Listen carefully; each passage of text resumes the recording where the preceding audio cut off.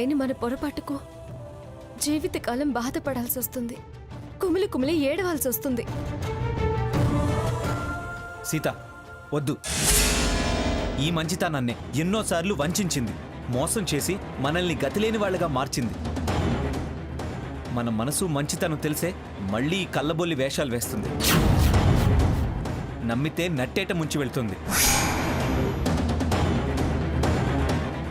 రఘు, నువ్వేనా ఇలా మాట్లాడేది?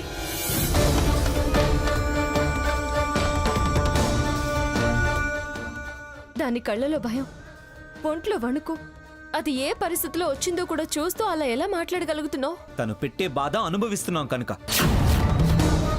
అవును సీత, మనసు మెత్తని తనం దాని విషయంలో పనికిరాదు. అయితే గుండె బండ చేసుకుని అందరం దాని గొంతు నులిమేద్దామా? సీత, మరేంటమ్మా, అదంత దీనంగా కాళ్ల వేళ్ల పడి ప్రార్థిస్తుంటే అంత కఠినంగా ఎలా మాట్లాడుతున్నారు? వదినా, ఈ కఠినత్వానికి కారణం ఎవరు? ఇది కాదా? ఈ స్థితికి పరిస్థితికి కారణం ఇది కాదా? ఈ క్షణం తను ఎందుకొచ్చిందో తెలుసా? మారి కాదు, మరో దారి లేక కాదు, ఇప్పుడు మన అవసరం వచ్చింది. దీని అంతం ఈ కాలానికి, ఇలాంటి దుర్మార్గులకి నీతి కావాలి. సాకేత్, ప్లీజ్ సాకేత్, నా మాట విను. వింటే ఆ సీతమ్మ వారి కష్టాలు నువ్వు పడాల్సి వస్తుంది వదినా. నా మాట విను ప్లీజ్ సాకేత్. వదినా, నన్ను ఆపొద్దు. ప్లీజ్.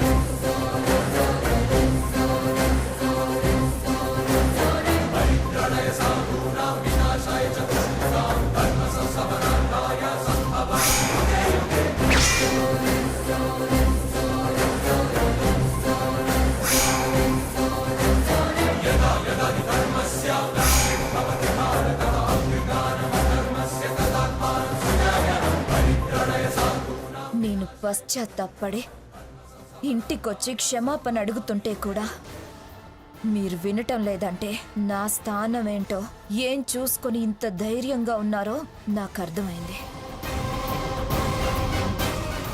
నేను దాన్ని మీకు దక్కనివ్వను.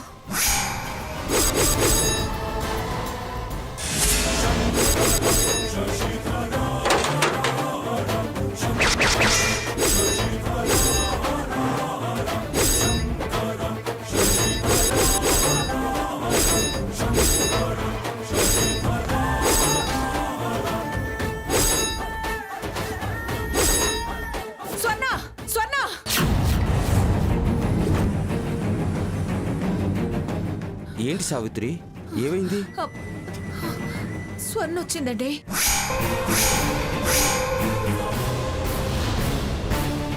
ఏమిటి సావిత్రి నువ్వు అనేది? స్వర్ణ నా కల్లోకి వచ్చిందండి. కలే కదా, కంగారు పడతావు ఎందుకు? అది కాదండి, అది మారినట్టు తన మాట వినకపోయేసరికి ఎదురు తిరిగి అఖండ దీపం తోసేసినట్టు గాలొచ్చిందండి. చూడు సావిత్రి, అది మారితే ప్రపంచంలో ఒక వింత అవుతుంది. అది మారదు, మరో ఆలోచన చెయ్యదు. అలా ఆలోచించడం పీడకలవుతుంది సావిత్రి. మనిషి అయితే మార్పు గురించి ఆలోచిస్తే అర్థం ఉంటుంది. కానీ ఆ రాక్షసి మారడం ఏమిటి సావిత్రి? అది భ్రమగానే మిగిలిపోతుంది గాని మారదు. మారితే మంచిదే కదండి. మారదంటుంటే మారితే మంచిదంటావేమిటి సావిత్రి? మనల్ని ఏడిపిస్తూ అన్ని రకాలుగా వేధిస్తూ ఆనందపడేది ఎందుకు మారుతుంది? ఒకవేళ మారినా స్వార్థంతో మారినట్టు నటిస్తుంది. స్వర్ణ అనే స్వార్థపరురాలు మారడం అసంభవం. ఇక అఖండ దీపం గురించి కల నిజమయ్యే అవకాశం లేనేలేదు సావిత్రి. ఎందుకంటే సీత వాళ్ళు దాన్ని తీసుకుని జాగారం చేయడానికి గుడికి వెళ్ళారుగా.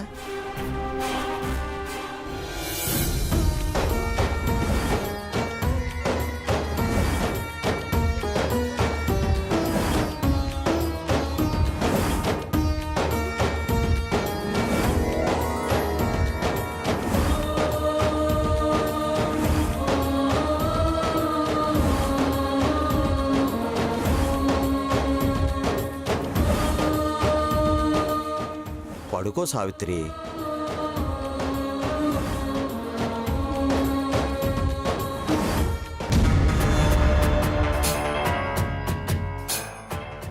Your right Ramachandraiah. స్వర్ణ మారటం జరగని పని. నేను మారటం కాదు, అవసరమైతే మీ అందరినీ మారుస్తా.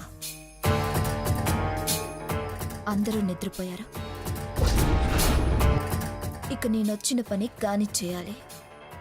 త్రిశూలాన్ని ఎత్తుకెళ్ళిపోవాలి.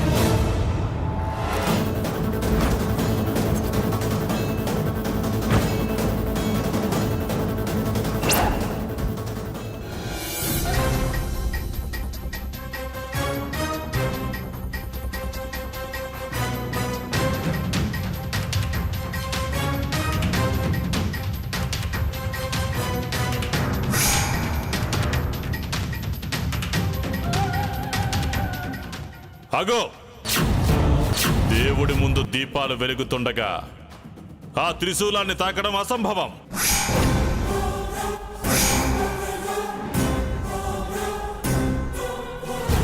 ఆ జ్యోతులను ఆర్పితే త్రిశూల శక్తి తగ్గుతుంది.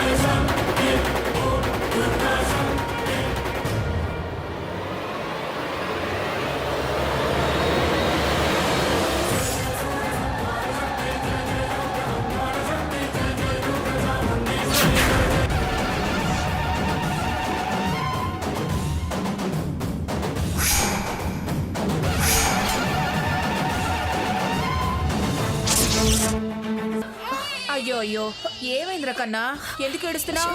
ఊరుకో నాన్న ఊరుకో. ఏడోకు నాన్న ఏడోకు.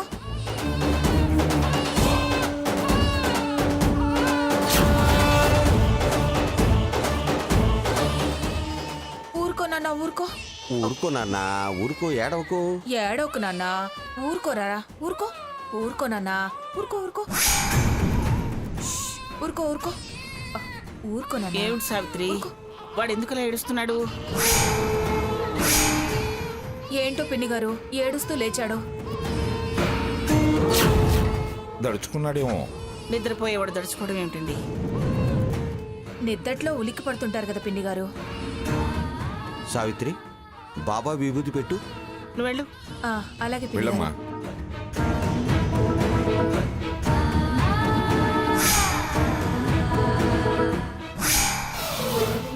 అయ్యో అదేమిటి, దీపాలు కొండెక్కి.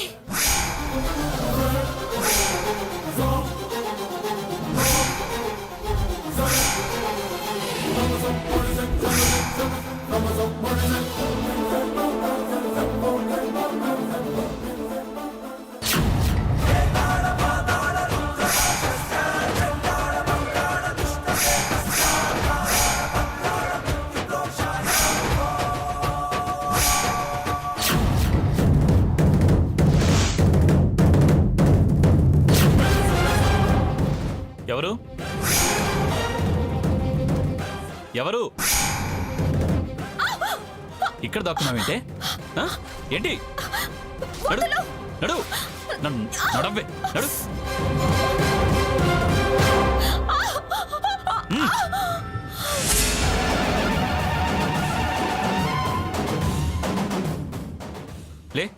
లేవే.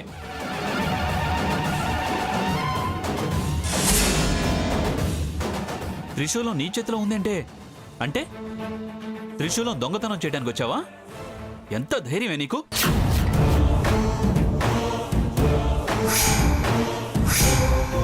అర్ధరాత్రి శూలం దొంగతనం చేస్తావా? ఓసి పాపిష్టిదానా, చివరికి ఇంత నీచానికి ఒడిగట్టావా? ఏం పోయే కాలం వచ్చిందే ఇంత పాపానికి తెగబడ్డావు? ఈ దొంగ బుద్ధి ఏంటే? దొంగ ఏంటి? ఇది నా ఇల్లు కాదా? నాకు శూలం తీసుకెళ్లే హక్కు లేదా? దుర్మార్గం పనిచేసి హక్కు అంటావేంటి? హక్కున్న దానివి అయితే చీకట్లో నక్కి పవిత్రమైన సోలాన్ని ఎత్తికెళ్తావా? ఎందుకు సోలం ఎత్తుకొడుతున్నావు? ఎందుకంటారేమిటండి? అది ఎక్కడుంటే అక్కడ సిరి సంపదలు తొలుతొగుతాయని, మన దగ్గర దోచుకున్న సొమ్ము తిరిగి మందవుతుందని, తిరిగి మన వైభవం మనకు దక్కుతుందని దొరవారు చెప్పారు కదా. అందుకే దీనికి కుళ్ళు పెరిగి మనం ఎక్కడ ఎదిగిపోతామోనన్న భయంతో, ఓర్పు మాలిన తనంతో ఈ పాపిష్టి పనికి బయలుదేరింది. అదృష్టాన్ని దోచుకోవాలనుకోవడం ఎంత వెరితనమే. శూలం దక్కినా సుడి మారదే దరిద్రబ్దాన. ఎందుకింత నీచానికి దిగజారావు? నీచం గీచం అన్నా అంటే మర్యాదగా ఉండదు నాన్న.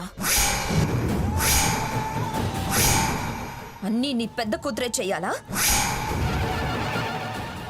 నన్ను నాశనం చెయ్యాలని చూసింది, దాంది నీచం కాదా?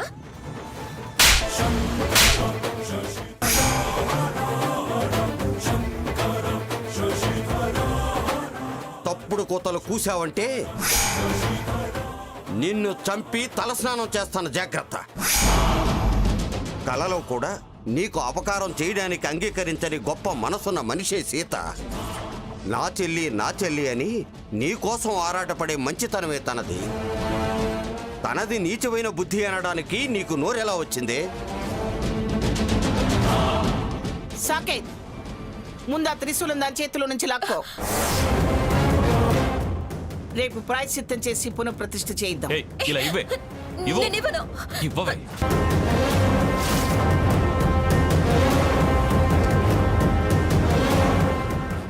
ఇవ్వు. ఇవ్వు. నేనివ్వను.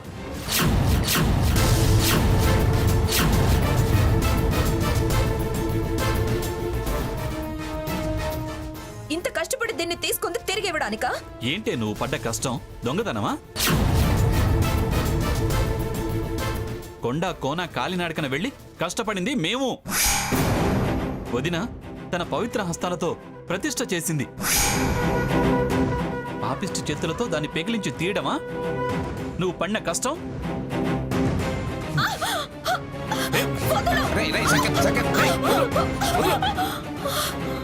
ఎందుకు లేని పొద్దున వదిలేశాం.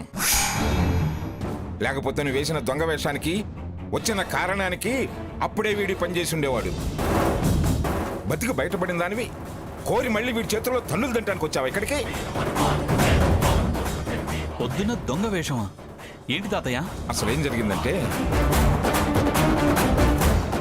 ఇదిగో చూడు, చూడరా. ఆ సరుకుల గదిలో దూరి ఎలాగోలా నిప్పంటించేస్తే అంతా తలకిందులైపోతుంది. అయితే మీరు మెల్లగా వెళ్ళి గదిలోకి దూరండి. నేను వంటల దగ్గర కిరోసిన్ టిన్ ఉంది, ఎత్తుకొస్తాను.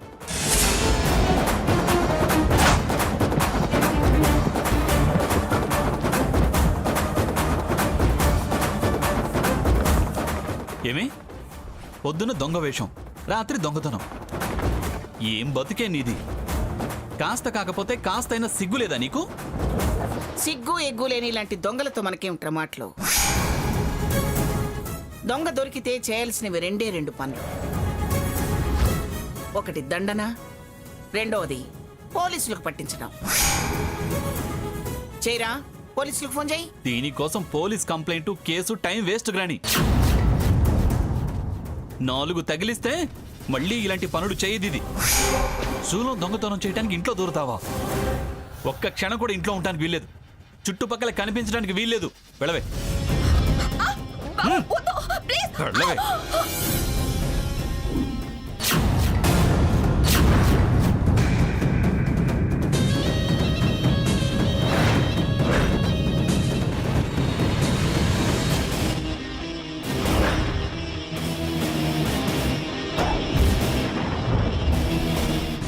నువ్వెవడ్రా? రేయ్, రేయ్, రేయ్, సెకండ్, సెకండ్, రా, రా.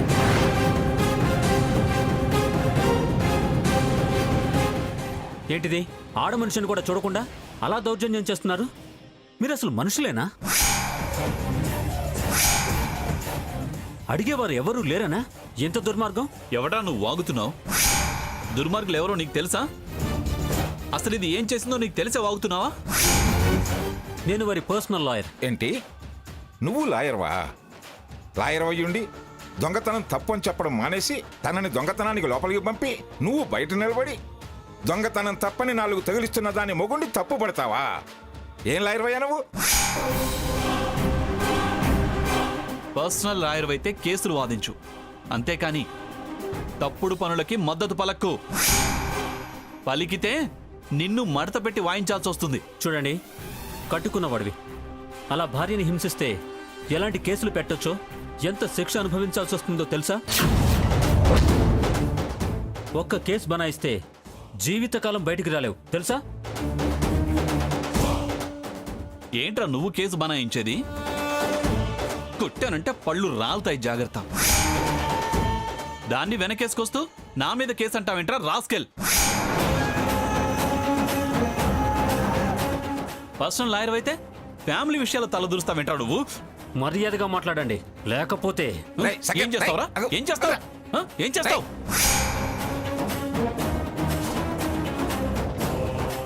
దొంగతనం చేసిన దాన్ని వదిలేసి నాకు మర్యాదలు నేర్పిస్తావేంట్రా? చంపేస్తాను రోయ్, రేయ్. జాగ్రత్త.